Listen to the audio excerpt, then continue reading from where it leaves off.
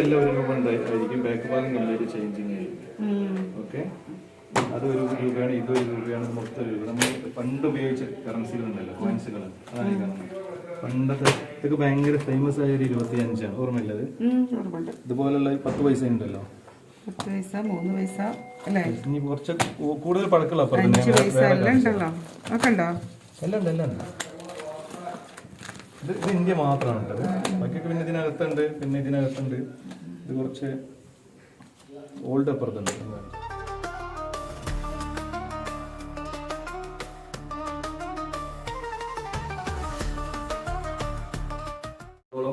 Different കറൻസികളുണ്ട്. Gold plated ആണ്. 1000 ഇന്ത്യയുടെ 1000ന്റെ കോയിനാണ്. ഇത് വെള്ളിയാണിത്. ഇത് വാങ്ങിക്കുന്ന സമയത്ത് തന്നെ 25,000 നമ്മൾ ഗവൺമെന്റിലേക്ക് പേയ്മെന്റ് അടച്ചിട്ട് അവർ നമ്മൾ എന്ത് ചെയ്യുന്നത് നമ്മുടെ അഡ്രസ്സിലേക്ക് അയച്ചു തരും. ഇതുപോലെ ഇതെന്റെ അഡ്രസ്സിലേക്ക് വന്നിട്ടുള്ളതാണ്. അതുപോലെ തന്നെ ഇതെല്ലാം ഇന്ത്യയുടെ 150ന്റെ കോയിനാണ്, 50ന്റെ കോയിന്, 100ൻ്റെത്, ഇത് 1000ൻ്റെതാണ്. ഇതിന്റെ ഡീറ്റെയിൽസ് ഇതിനകത്തുണ്ടായിരിക്കും. ഇത് 80% വെള്ളിയാണ് ഇത് വരുന്നത്. അപ്പൊ ഇത് വാങ്ങിക്കുന്ന സമയത്ത് തന്നെ ഏകദേശം 25,000ന്റെ റേഞ്ചാണ് വരുന്നത്. ഇപ്പൊ മാർക്കറ്റിൽ 50,000ന്റെ അടുത്ത് ഇതിന് റേറ്റ് ഉണ്ട്. പിന്നെ എന്ന് പറഞ്ഞാൽ ഇതിപ്പം ഞാൻ തരൂലെന്ന് പറഞ്ഞു കഴിഞ്ഞാൽ നിങ്ങൾ ഇപ്പൊ ഞങ്ങൾ ഇവിടെ മാർക്കറ്റിലുള്ള റേറ്റ് ഇതിന് 3000 റിയാലാണ് ഏകദേശം. അപ്പൊ ഞാൻ പറയണം 3000ത്തിന് നിങ്ങൾ 4000 തരാന്ന് പറഞ്ഞാൽ 5000 തരാന്ന് പറഞ്ഞാൽ അതാണ് ഇതിന്റെ വാല്യൂ. ഇത് അബ്ദുൽ അസീസ് രാജാവിന്റെ കാലത്തുള്ള കോയിൻസുകളാണ് ഈ കാണുന്നത്. ഇത് സൗദിയുടെ കോയിൻ തന്നെ, ഇത് സൗദിയുടെ തന്നെ ഗോൾഡ് കോയിനാണത്. ഓക്കെ, ഇതിൽ തന്നെ പിന്നെ വരുന്നത് 1 അണ, ഓട്ടണ, 2 അണ, 4 അണ എല്ലാം വരുന്നുണ്ട്. ഇത് ശിവന്റെ ചിത്രമുള്ള ഇന്ത്യയുടെ പഴയ കോയിനാണത്. 1616 ഇതിന്റെ ഡേറ്റ് വരുന്നത്. 400 വർഷം പഴക്കമുള്ളതാണ്. ഇത് 1000 വർഷത്തിൽ കൂടുതൽ പഴക്കമുള്ള ഇന്ത്യയുടെ കോയിനാണത്. മുഗൾ കാലഘട്ടങ്ങളുണ്ടല്ലോ, ആ കാലഘട്ടങ്ങളിലുള്ളതാണ്. പിന്നെ അതുപോലെ തന്നെ ഇത് വെള്ളി കോയിൻ, ഇന്ത്യയുടെ ജോർജ് 5ാമന്റെ പേരുള്ള കോയിനാണത് ഈ കാണുന്നത്. ഇത് പ്യൂർ വെള്ളിയാണ്. അതുപോലെ തന്നെ ഇതിപ്പോ ശിവന്റെ ചിത്രമാണുള്ളത്. ഇപ്പം നമ്മളിപ്പോ പൊതുവെ ദൈവങ്ങളുടെ ചിത്രം വെച്ച് സ്റ്റാമ്പ് ഇറങ്ങും, അല്ലെങ്കിൽ പിന്നെ ക്യാഷ് ഇറങ്ങും എന്നൊക്കെ പറയുമ്പോൾ നമ്മൾ വെറുതെ വിവാദങ്ങൾ ഉണ്ടാക്കുന്നുണ്ടല്ലോ. ശരിക്കും പണ്ട് മുതലേ ഇന്ത്യ ചെയ്യുന്നുണ്ട്. ഇന്തോനേഷ്യയുടെ ഒരുവിധം കറൻസിയിലൊക്കെ ഗണപതിയുടെ ചിത്രമാണല്ലോ. അതൊക്കെ ഓരോ രാജ്യത്തിന്റെ സംസ്കാരത്തിനനുസരിച്ചിട്ട് ഓരോ ഇത് ചെയ്യുന്നതാണ്. മൻമോഹൻ സിംഗ് ഗവർണർ ആയിരിക്കുന്ന സമയത്ത് ഇറങ്ങിയിട്ടുള്ള, അതായത് ഇന്ത്യയുടെ എല്ലാ കറൻസിയും ഇറക്കുന്നത് റിസർവ് ബാങ്കാണ്. 1 രൂപ മാത്രം ഇറക്കുന്നത് ഗവൺമെന്റ് ഓഫ് ഇന്ത്യയാണ്. അപ്പൊ ഗവൺമെന്റ് ഓഫ് ഇന്ത്യയിൽ റിസർവ് ഫിനാൻസ് സെക്രട്ടറി ആയിരിക്കുന്ന സമയത്ത് മൻമോഹൻ സിംഗ് സൈൻ ചെയ്ത ക്യാഷാണിത്. ഇത് റിസർവ് ബാങ്കിൽ ഗവർണർ ആയിരിക്കുന്ന സമയത്ത് ഇറങ്ങിയിട്ടുള്ളതാണ്. അതാണ് ഇതിന്റെ ഒരു പ്രത്യേകത. ചില ആളുകൾ ഇങ്ങനെ കളക്ട് ചെയ്യാറുണ്ട്. അതായത് ഇപ്പൊ 10, 20, 50, 100 ഇതൊക്കെ ഉണ്ട്. ഈ കറൻസി എല്ലാ നമ്പറും ഒരേ സീരീസിൽ പെട്ടതാണ് കേട്ടോ. ലാസ്റ്റ് 999999 ഉണ്ടല്ലേ, 0000 ഉണ്ടല്ലേ, ഇങ്ങനെ കളക്ട് ചെയ്യുന്ന ആളുകളുണ്ട്. ചില ആളുകളുടെ അവനവന്റെ ഡേറ്റ് ഓഫ് ബർത്തിലുള്ള കറൻസികൾ മാത്രം കളക്ട് ചെയ്യുന്നതാണ്. ഇപ്പൊ കോഴിക്കോട് പിന്നെ ഒരു സർക്കിൾ ഇൻസ്പെക്ടർ ഉണ്ട്, പ്രകാശ് എന്ന് പറയും, കസ്റ്റംസിലുള്ളതാണ്. മൂപ്പര് അവരുടെ ഡേറ്റ് ഓഫ് ബർത്ത്, ഭാര്യയുടെ ഡേറ്റ് ഓഫ് ബർത്ത്, മക്കളുടെ ഡേറ്റ് ഓഫ് ബർത്തിലുള്ള കറൻസികളൊക്കെ കംപ്ലീറ്റ് അവരുടെ കയ്യിലുണ്ട്. ആ ഒരു രീതിയിൽ കളക്ട് ചെയ്യുന്നതാണ്. അതിന്റെ ഒരു പ്രത്യേകത എന്താ പറഞ്ഞാല് 50ൽ കൂടുതൽ രാജ്യങ്ങൾ ഇറക്കിയിട്ടുള്ള സ്റ്റാമ്പുകളാണ്, വ്യത്യസ്ത കൺട്രീസുകൾ. അത് ഇന്ത്യ ഇറക്കിയിട്ടുള്ള അല്ലാതെ ഇന്ത്യയുടെ 1-2 പീസ് അതിനകത്തുള്ളൂ. ഗാന്ധിയുടെ അതിനകത്ത് പലസ്തീൻ ഇറക്കിയതുണ്ട്, ബ്രിട്ടൻ ഇറക്കിയിട്ടുണ്ട്. ആ ബ്രിട്ടൻ ഇറക്കിയ സ്റ്റാമ്പ് ഇപ്പൊ എലിസബത്ത് രാജ്ഞി മരിക്കുന്നതിന് മുമ്പ്, ഈ സ്റ്റാമ്പ് ഉണ്ടല്ലോ, ഈ സ്റ്റാമ്പ് എലിസബത്ത് രാജ്ഞി മരിക്കുന്നതിന് മുമ്പ് എത്രയോ ലക്ഷം പൗണ്ടിനാണത് അവരെ ലേലത്തിൽ വിളിച്ചെടുത്തത്. ഇത് ഗാന്ധി ഫാമിലി എന്നുള്ള രീതിയിൽ ഇറക്കിയത്. പക്ഷെ ഇന്നലെ വന്നപ്പോ വേറൊരു സംഭവം എന്താ മനസ്സിലായത്?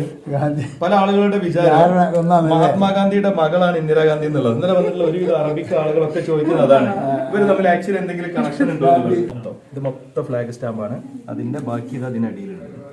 അതായത് UN രജിസ്റ്റർ ചെയ്തിട്ടുള്ള രാജ്യങ്ങളുടെ ഇതുണ്ടല്ലേ, ഇത് ഓൾമോസ്റ്റ് 170 രാജ്യങ്ങളുടെ തന്നെ ഒരു ഷീറ്റിനകത്ത് 4 രാജ്യങ്ങളുടെ സ്റ്റാമ്പ് വരുന്നുണ്ട്, ഫ്ലാഗ് വരുന്നുണ്ട്.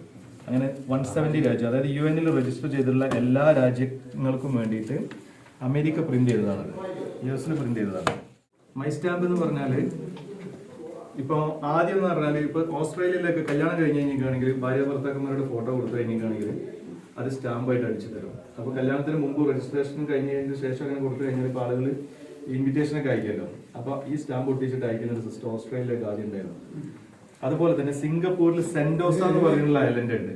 സിംഗപ്പൂരിൽ ആ സെന്റോസ ഐലൻഡില് പിന്നെ സ്നോ സിറ്റി എന്ന് പറയുന്ന ഒരു ഇതുണ്ട്, സ്നോന്റെ ഒരു സംഭവമുണ്ട്. അവിടെ നമ്മൾ പോയി, ഇത് ഞാനും ഫാമിലിയാണത്. അവിടെ നമ്മൾ പോയി കഴിഞ്ഞിട്ടാണെങ്കിൽ നമ്മളെ ഫോട്ടോ അവർ ഓട്ടോമാറ്റിക്കായിട്ട് എടുക്കും. അത് ഓട്ടോ ക്യാപ്ഷൻ, അത് എടുത്തതിന്റെ ശേഷം നമുക്കത് സ്റ്റാമ്പായിട്ട് അവർ അടിച്ചു തരും. പിന്നെ നമ്മൾ പേയ്മെന്റ് കൊടുത്തേക്കുന്നത്. ശരിക്കും $5 സ്റ്റാമ്പാണ്. നമ്മൾ $20 പേയ്മെന്റ് അടയ്ക്കണം. $20 പേയ്മെന്റ് അടച്ചു കഴിഞ്ഞാൽ അവിടെ നിന്ന് കിട്ടും. അതുപോലെ തന്നെ ഇത് എന്റെ ഇന്ത്യയുടെ സ്റ്റാമ്പാണ് ഈ കാണുന്നത്, ഈ ഷീറ്റ്. ഇത് പിന്നെ 2011 ഡൽഹിയിൽ വെച്ചിട്ട് എക്സിബിഷൻ ഉണ്ടായിരുന്നു. അവിടെ നമ്മൾ എക്സിബിറ്റ് ചെയ്ത ആളുകൾക്ക് മാത്രമുള്ള ഒരു ഓപ്ഷൻ ആയിരുന്നു ഇത് പ്രിന്റ് ചെയ്യാനുള്ള ഓപ്ഷൻ. പക്ഷെ ഇപ്പോൾ പിന്നെ നമുക്ക് ഹെഡ് പോസ്റ്റ് ഓഫീസ് എന്ന് പറയുകയാണെങ്കിൽ ഒരു 3 ജില്ലയ്ക്ക് വേണ്ടി ഒരു ഹെഡ് പോസ്റ്റ് ഓഫീസ്, അല്ലെങ്കിൽ ഇപ്പം ലീഡിംഗ് ജില്ലകളൊക്കെ ആണെങ്കിൽ ഓരോ ജില്ലയ്ക്ക് ഒരു ഹെഡ് പോസ്റ്റ് ഓഫീസ് ഉണ്ടായിരിക്കും. അവിടെ നമ്മൾ പോയി നമ്മുടെ ഫോട്ടോ കൊടുത്തു കഴിഞ്ഞപ്പോൾ നിങ്ങളെ ഫോട്ടോ കൊടുത്താലും നിങ്ങൾക്ക് ഇതുപോലെ സ്റ്റാമ്പ് പ്രിന്റ് ചെയ്ത് തരും. 2-3 ഡേയ്സ് കൊണ്ട് അവർ പ്രിന്റ് ചെയ്ത് തരും. ആകെ 200 രൂപയുള്ളൂ. അങ്ങനെ ഹൈ കോസ്റ്റ്ലി ഒന്നുമില്ല. അന്ന് എക്സിബിഷനിൽ പങ്കെടുത്ത ആളുകൾക്ക് മാത്രമേ ഉള്ളായിരുന്നു. പക്ഷെ ഇന്നിപ്പോൾ നമുക്ക് ആർക്കും ചെയ്യാൻ വേണ്ടി പറ്റും. നിങ്ങൾ ഒരാൾ പോയിട്ട് ഫാമിലിയിലുള്ള പല ആളുകളുടെ ഫോട്ടോ കൊടുത്താലും ഞാൻ ഫാമിലി ഫോട്ടോ കൊടുത്താലും ഏത് രീതിയിൽ അത് ചെയ്തു തരും. പഴയ ടിക്കറ്റാണ്. പണ്ട് കാലങ്ങളിൽ ഫ്ലൈറ്റിന് കൊടുക്കുന്ന ടിക്കറ്റ് നമ്മുടെ അടുത്ത് ഉണ്ടായിരുന്നു ഈ സാധനം. ഇങ്ങനെയാണ് പണ്ടത്തെ ടിക്കറ്റ്. നെമിയെ നമ്മൾ കൊറേ എടുത്ത് കളഞ്ഞു. ഇത് സത്യത്തിൽ ഒരു ഭ്രാന്താണ്. ഞാനിപ്പോ ഏകദേശം 10-35 വർഷമായിട്ട് തുടങ്ങിയിട്ടുള്ള സംഭവമാണ്. പിന്നെ കുറെ കാലം ഞാൻ വിട്ടിരുന്നു.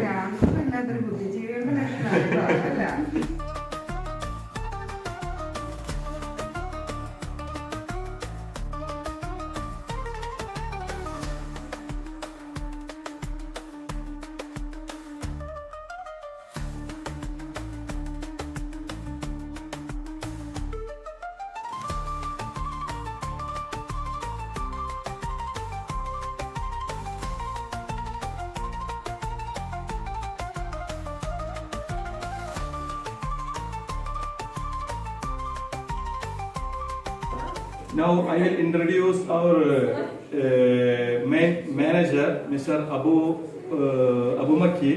He was in the Shura Council member. He will explain about this museum and what have inside and what is our exhibition reasons. Everything he will explain. My name is Wissam Al-Kurdi. I would like to welcome Abdul Aziz and all his family. MashaAllah, MashaAllah. We are delighted that you are all able to join us tonight. A very interesting group, and Abdul Aziz is a very important member of our society and of our activities. This particular event tonight is dedicated to the culture of Saudi Arabia, the part of the culture that has become a hobby for many different people in Saudi Arabia. It also includes artists, it includes collectors of cultural items, and we hope that in the future we will have bigger and more interesting events for everybody to come and attend. It's very unusual to have a group of society members that are interested in developing this kind of hobby in Saudi Arabia, but we have started well, and with your support, I am sure we can continue, and I would like to suggest maybe Abdul Aziz in the near future, we will start talking about further international cooperation with your country, so we can do things together. Thank you very much. Thank you. ഇവിടെ philatelic numismatic society എന്ന് പറയുന്ന ഗവൺമെന്റിന്റെ അണ്ടറിലുള്ള ഒരു club ഉണ്ട്. അതിലെ മെമ്പറാണ്. ഏകദേശം 15 വർഷത്തോളമായിട്ടുള്ള മെമ്പറാണ്. ഇന്ത്യക്കാരനായിട്ടുള്ള അല്ലെങ്കിൽ ഏഷ്യക്കാരനായിട്ടുള്ള ഒരേ ഒരു മെമ്പർ ഞാനാണ്. ബാക്കി എല്ലാവരും ഇവിടെയുള്ള അറബ്സും അതുപോലെ തന്നെ ആഫ്രിക്കൻ കൺട്രീസിലുള്ള ആളുകളാണ്. ഇന്നിപ്പോൾ നമ്മളിവിടെ നിൽക്കുന്നത് നാസ്രിയയിലുള്ള പഴയ ഒരു പാലസ് ആണ്. പിന്നെ ഈ പാലസിന്റെ ഒരു പ്രത്യേകത എന്ന് പറഞ്ഞാൽ ഇവിടേക്ക് നമ്മൾ എൻട്രി ആവണം എങ്കിൽ 100, 200, 250 റിയാലാണ് ഇവിടുത്തെ എൻട്രി ഫീസ് വരുന്നത്. 100 റിയാലിന് നിങ്ങൾ ഇവിടെ എൻട്രി ആയി കഴിഞ്ഞിട്ടാണെങ്കിൽ നിങ്ങൾക്ക് എല്ലാ സംഭവവും ഇവിടെ കാണാൻ വേണ്ടി പറ്റും. പിന്നെ ആരും എക്സ്പ്ലെയിൻ ചെയ്ത് തരില്ല. അതുപോലെ തന്നെ 200 നിങ്ങൾ പേയ്മെന്റ് കൊടുക്കുന്നത് എങ്കിൽ നിങ്ങൾക്കത് ഇവിടെയുള്ള ആളുകൾ നിങ്ങൾക്ക് എക്സ്പ്ലെയിൻ ചെയ്ത് തരും.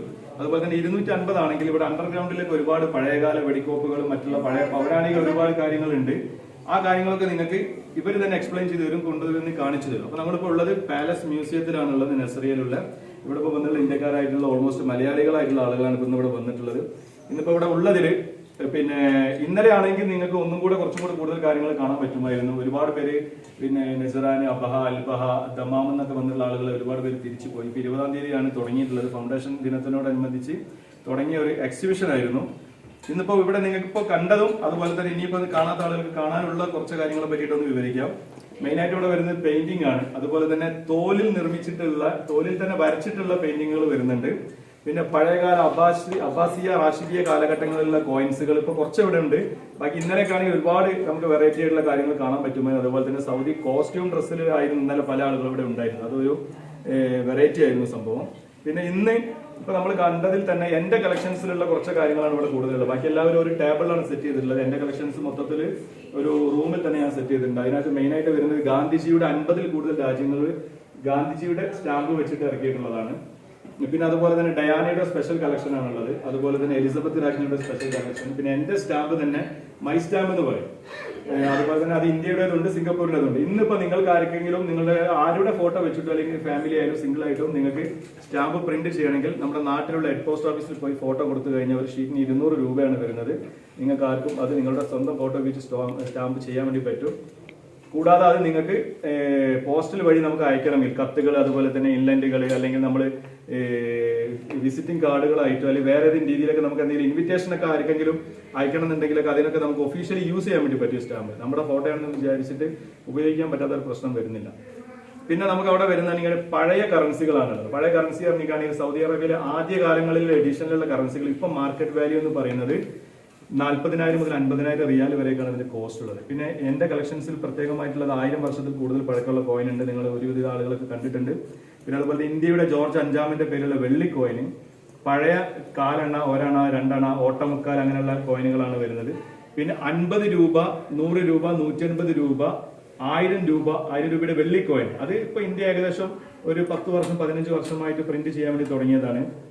അത് വേണ്ട ആർക്കും നമുക്ക് വേണമെങ്കിൽ റിസർവ് ബാങ്ക് ഇത് ഔട്ട് ചെയ്യുന്ന സമയത്ത് നമ്മൾ DD എടുത്ത് അവർക്ക് അയക്കണം. അതിന് ഓരോന്നിന്റെ കോസ്റ്റ് വരുന്നത് 10,000, 15,000, 20,000 രൂപയ്ക്കാണ് അതിന്റെ കോസ്റ്റ് തന്നെ വരുന്നത്, നമ്മൾ ഈ ഒരു വാങ്ങിക്കുന്നതിന്റെ കോസ്റ്റ്. ഇപ്പോൾ 5 വർഷം 10 വർഷം കഴിയുമ്പോൾ അതിന്റെ മൂല്യം എന്ന് പറഞ്ഞിട്ടാണെങ്കിൽ അതിന് ഡബിൾ ആയി മാറുകയാണ് ചെയ്യുന്നത്. നമുക്ക് വാങ്ങണമെങ്കിൽ വിൽക്കണമെങ്കിലൊക്കെ അതിനുള്ള സംവിധാനം ഉണ്ട്. ഇപ്പൊ ഞാൻ നേരത്തെ പറഞ്ഞു, സൗദി ഗവൺമെന്റിന്റെ അണ്ടറിൽ ഒരു ഫിലാറ്റലിക് ആൻഡ് ന്യൂമിസ്മാറ്റിക് സൊസൈറ്റി എന്ന് പറയുന്ന ക്ലബ്ബ് ഇവിടെ ഉണ്ട്. അത് പോസ്റ്റ് ഓഫീസ്, മ്യൂസിയം, എല്ലാ ഡിപ്പാർട്ട്മെന്റും കൂടെ, കൾച്ചറൽ മിനിസ്റ്ററി എല്ലാം കൂടെ കൂടിയിട്ടുള്ള ഒരു ക്ലബ്ബാണത്. അതിന്റെ ചെയർമാനാണ് ഇപ്പൊ നമ്മൾ നേരത്തെ സംസാരിച്ചിട്ടുള്ള അബുമക്കി എന്ന് പറയും. അവർ കഴിഞ്ഞ ഷൂറ കൗൺസിൽ മെമ്പറായിരുന്നു, മന്ത്രി പദവിയിൽ ഇരുന്ന ആളാണ്. അവരാണ് ഇപ്പൊ നമ്മളോട് നേരത്തെ സംസാരിച്ചത്. ഇതിനോട് താല്പര്യമുള്ള ആളുകൾ ആരെങ്കിലും ഉണ്ടെങ്കിൽ എല്ലാ ബുധനാഴ്ചയും മലിക് ഫാദിൽ ഷുമൈസിലേക്ക് പോകുന്ന ഇതുണ്ടല്ലോ, കമ്പ്യൂട്ടർ മാർക്കറ്റ് വരുന്നുണ്ടല്ലോ അവിടെ, സലഹിയ കമ്പ്യൂട്ടർ മാർക്കറ്റ്, അവിടെ അൽറാജി ബിൽഡിംഗിൽ വെച്ചിട്ട് എല്ലാ ബുധനാഴ്ചയും മീറ്റിംഗ് ഉണ്ട്. നിങ്ങൾക്ക് ആർക്കെങ്കിലും പങ്കെടുക്കണമെങ്കിൽ പങ്കെടുക്കാം. ആരുടെങ്കിലും എന്തെങ്കിലും ഉണ്ടെങ്കിൽ ഇപ്പൊ അടുത്ത് നോട്ട് നിരോധിച്ചിരുന്നല്ലോ, ആ നിരോധിച്ച സമയത്തുള്ള നോട്ടുകൾ നമ്മുടെ കയ്യിലുണ്ടെങ്കിൽ നമുക്കത് അവിടെ വന്നിട്ട് നിങ്ങൾക്ക് കൊടുക്കാനും വാങ്ങിക്കാനും വിൽക്കാനൊക്കെ ഉള്ള സംവിധാനമുണ്ട്. എല്ലാ ബുധനാഴ്ചയാണ്. സ്ഥിരമായിട്ട് വരുന്ന ആളുകൾ 1-2 പ്രാവശ്യം വരുന്നതിനൊന്നും കുഴപ്പമില്ല. സ്ഥിരമായിട്ട് വരുന്ന ആളുകൾക്കാണെങ്കിൽ അവിടെ മെമ്പർഷിപ്പ് ഫെസിലിറ്റീസ് ഉണ്ട്. ആ മെമ്പർഷിപ്പ് കാർഡ് കിട്ടി കഴിഞ്ഞേക്കാണ് ഇപ്പൊ നമ്മളൊക്കെ ഇപ്പൊ എന്റെ കളക്ഷൻസ് തന്നെ ഏകദേശം 5 കോടി രൂപയ്ക്ക് മേലെ മൂല്യമുള്ള സംഭവങ്ങളുണ്ട്. അപ്പൊ നമ്മളിത് ഒരുമിച്ച് യാത്ര ചെയ്യുന്ന സമയത്തൊക്കെ നമുക്ക് എന്റെ അടുത്ത് ഇന്ത്യയുടെ ലൈസൻസ് ഉണ്ട്, അതുപോലെ തന്നെ സൗദിയുടെ ലൈസൻസ് ഉണ്ട്. നമുക്ക് വേണമെങ്കിൽ ഒരുമിച്ച് നമുക്ക് കൊണ്ടുപോകാനൊക്കെ സാധിക്കും. അപ്പൊ ഇന്ന് ഇവിടെ വന്നതിൽ പിന്നെ ഇന്നലെ ഉള്ളതിന്റെ ആകെ എന്താ ഒരു 4 ഭാഗം എന്നിവിടെ എക്സിബിറ്റ് നിങ്ങൾക്ക് കാണാൻ വേണ്ടി സാധിച്ചിട്ടുള്ളൂ.